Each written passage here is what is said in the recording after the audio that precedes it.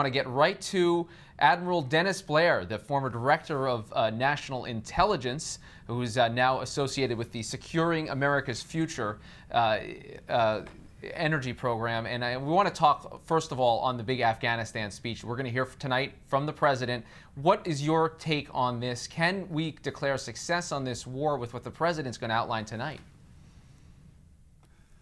Well, Rick, I think you're asking the right question rather than just some question like the number of troops that can stay or come out. The question is, how are we doing on making Afghanistan a place from which the United States will not be attacked in the future as we have been in the past? So what do you think, though? I mean, can we at this point say that we are safe enough that we can begin a troop withdrawal and begin to wind down this war in Afghanistan after 10 years? I think those 10 years have not been 10 years of the intensity of operations that we have had in the last 9 months or so. You recall when the president put in 2 groups of additional forces, adding up to about 60,000 or so. They really all got into place about a little less than a year ago, and the strategy is to use them to be able to reverse the Taliban's gains and then put in allow decent enough governance by the Afghans themselves that the Taliban can't make gains. And these things are not done in less than a year. So I think it's going to take more time before we know for sure if we've achieved our objectives there. Well, is your take then, sir, that maybe if we saw American troops actually increasing their presence, more of a surge sort of approach, rather than drawing down troops, that could lead to more success?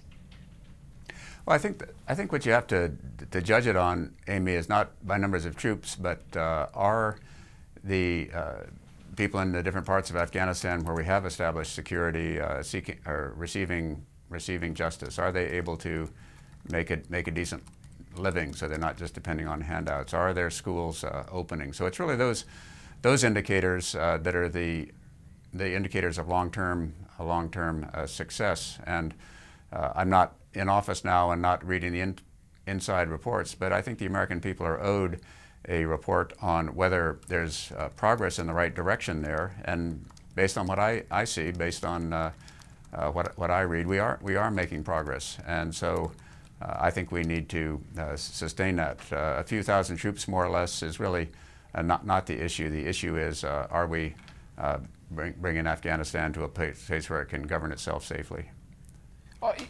Is Afghanistan, is this war that we've embarked on now for 10 years, is it winnable without Pakistan being part of the equation? We've heard so much about questioning our relationship with Pakistan, particularly in the wake of the revelations around the killing of Osama bin Laden. Are we getting what we need out of that relationship, and how critical is that going to be moving forward?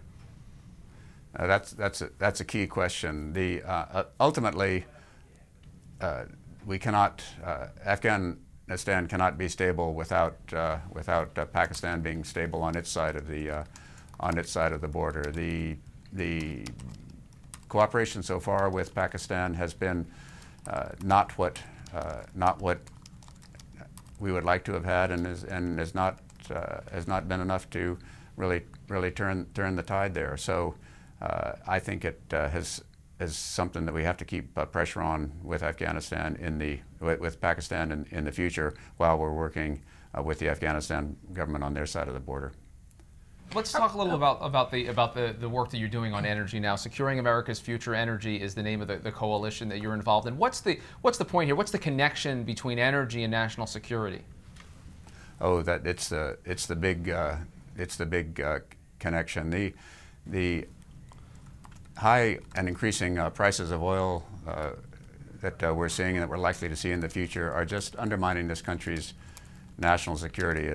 They lie at the root of putting large numbers of troops into faraway places like the Middle East. About half of our balance of payments deficit is paying for imported oil. And I think it was very telling when a couple of weeks ago OPEC ministers were talking openly about using the price of oil to keep the United States dependent on overseas oil, but not really using it to wreck our economy. When we give that kind of control to other countries in the region, we're just sacrificing basic American national security interests that we need to regain control of. So that's the national security imperative for doing something about our oil imports.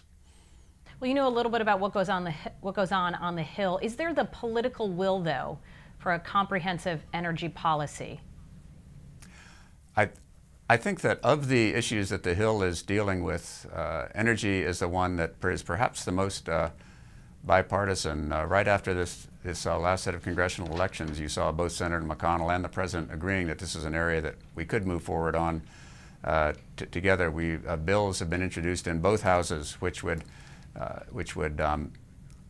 give a jump start to electrical cars and vehicles, which is the ultimate solution to getting off of oil, because we use basically 70% of our imported oil in the transportation sector. So if there is an issue that Congress can work on, this is it, and so I think there's a good chance that it can happen.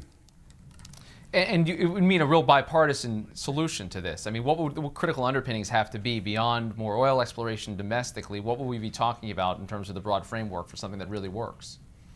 There are really three pillars for a comprehensive energy strategy. One, as you discussed, is increasing domestic production and doing it safely. BP disaster reminded us all that this is dangerous stuff, and it needs to be well done, safely done. Right. So that's part of it. The second piece of it is getting more use out of all of the oil that we do have to use and import, and that has to do primarily with increasing the energy efficiency of our vehicles, and there's been legislation reestablishing those standards and right. And then regulation to increase it. So that's the second part. And then the third part, with the eventual solution, is changing our transportation sector so that it relies on a source of energy that is domestic, that is diverse, and that is, and that's electricity.